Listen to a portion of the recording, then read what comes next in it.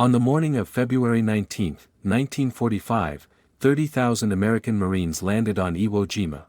And immediately stepped into hell. Because beneath that calm, black volcanic sand was an entire labyrinth of Japanese tunnels. Not a single gun was visible. Not a single soldier appeared.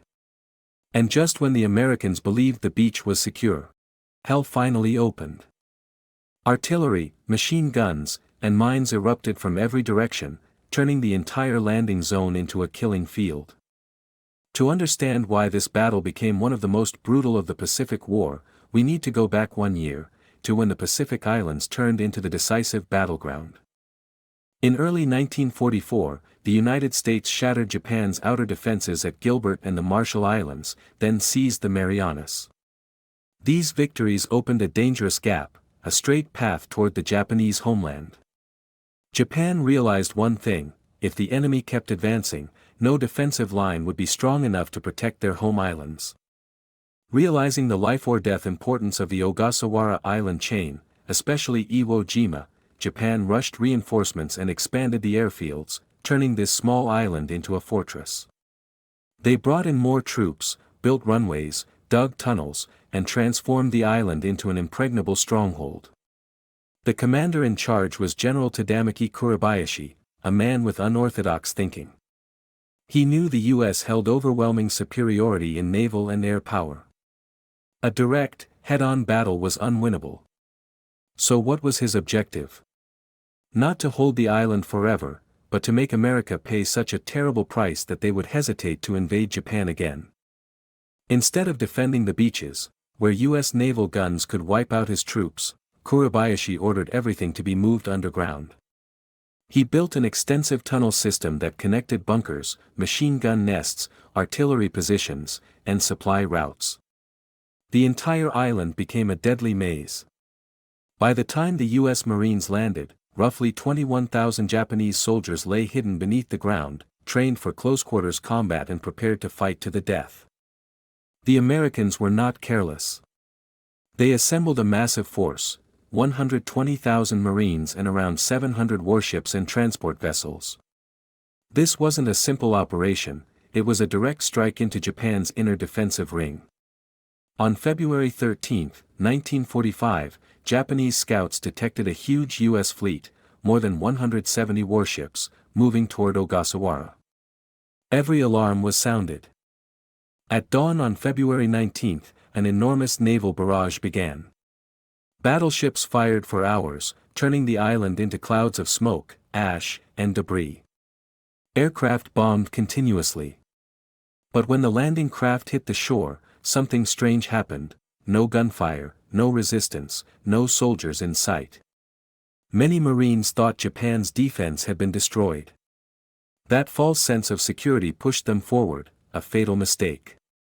In reality, 21,000 Japanese troops were still alive, hidden deep underground. At 10 a.m., from Mount Suribachi and from hardened positions under the hills, every Japanese gun opened fire simultaneously. The once quiet beach erupted in flames. Marines were pinned down in soft volcanic ash, caught between crossfires and relentless explosions. Their advance slowed. Casualties soared. Imagine the scene: Marines struggling through black sand, helmets falling off, rifles shaking, smoke everywhere, wood and metal fragments raining down. Screams, explosions, steel against steel, chaos from every direction. By the end of the first day, nearly 30,000 U.S. troops had landed, but instead of a quick victory, they walked straight into a nightmare. The casualties began to mount. From February 20th to 23rd, all eyes focused on Mount Suribachi, the volcanic mountain dominating the southern half of the island. The Marines launched repeated assaults. Tunnel warfare erupted, sealing caves, throwing grenades, blasting entrances, using flamethrowers. Hand-to-hand combat filled the dark underground passages. And then, at 10:15 a.m. on February 23, came the moment that changed history: a U.S. flag was raised atop Suribachi, a photograph that became legendary. But capturing Suribachi was only the beginning.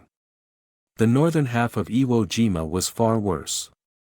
The Japanese had constructed a massive defensive line stretching from west to east, protecting key objectives: Airfield No. 2, Airfield No. 3, Motoyama Village, Hills 382 and 362A.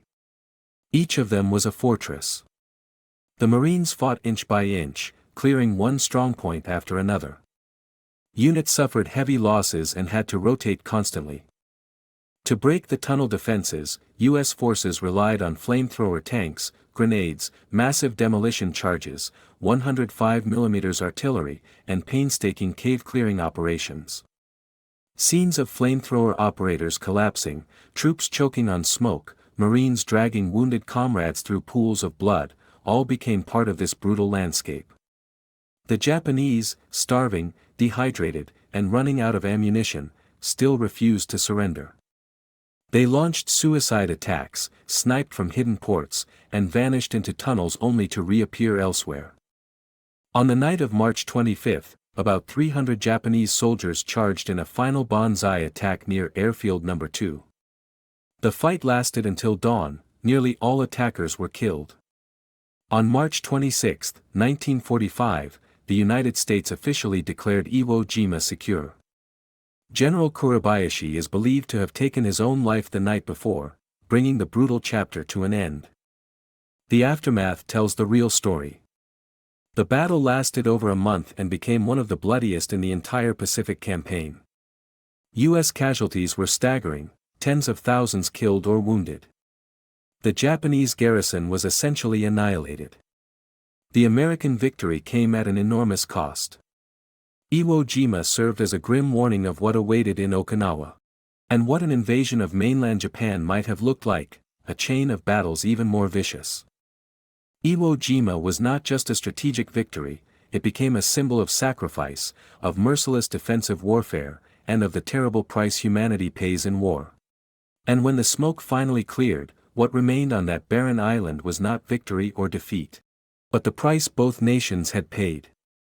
Many American soldiers who stepped back onto the ships would never be the same again. And the Japanese soldiers, many of them not even 20, remained forever in those tunnels that never saw daylight. Iwo Jima reminds us that war has no absolute heroes. Only human beings swept into the tide of history, forced to fight until their last breath. And no matter who wins or loses, the pain is what always remains.